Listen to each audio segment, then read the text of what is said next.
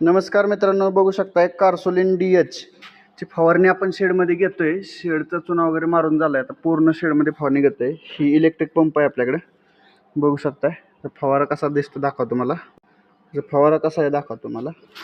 तर ह्यात आपण काय टाकलंय, एक 10 लिटर पाणी आहे. 10 लिटरमध्ये एक आपण 50 ml कार्सोलिन DH घेतलेलं आहे.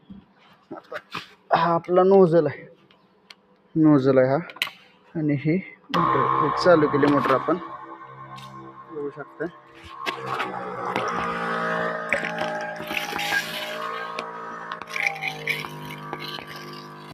बघू शकता फवाऱ्यावर सेट केलंय. आपलं जेवढं मटेरियल आहे इथं, सगळ्या मटेरियलवर आपण हे असं फवारून घेणार आहोत. बघू शकता संपूर्ण शेडमध्ये आपण याचा फवारा घेतोय. पडदा सुद्धा फवारून घ्यायचा आहे. जे पोल आहे, जेवढं तुमचा हात पोचतोय तेवढंच सगळं फवारून घ्यायचं आहे. त्याच्या कडेच्या भिंती आहेत, दरवाजे आहेत, त्यात सुद्धा बॅक्टेरिया असतो. आता या पाईप आहेत आपल्या पाण्याच्या, बघू शकताय. त्यावर सुद्धा आपण फवारा घेतोय. जेवढं काय मटेरियल आहे तुमचं इथं, भिंती सकट सगळं फवारून घ्यायचं.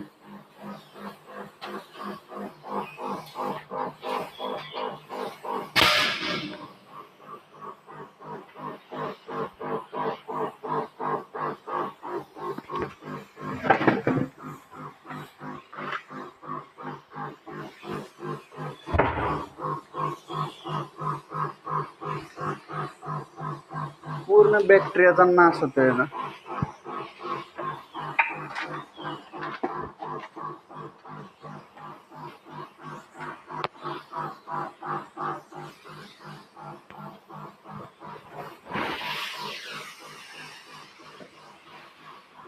पूर्ण असं सगळं फवारून घ्यायचं. जेवढं काय तुमचं मटेरियल आहे किंवा शेड आहे, शेडच्या आजूबाजूनं, बाहेरून, शेडच्या आतून सगळं फवारून घ्यायचं. काही सोडायचं नाही. पाण्याच्या भांड्यावर, खाद्याच्या भांड्यावर फक्त जाऊन देऊ नका. खाद्याची पाण्याची भांडी उचला.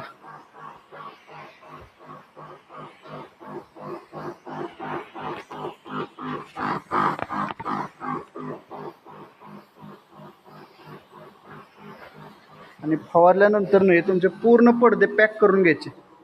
संपलं.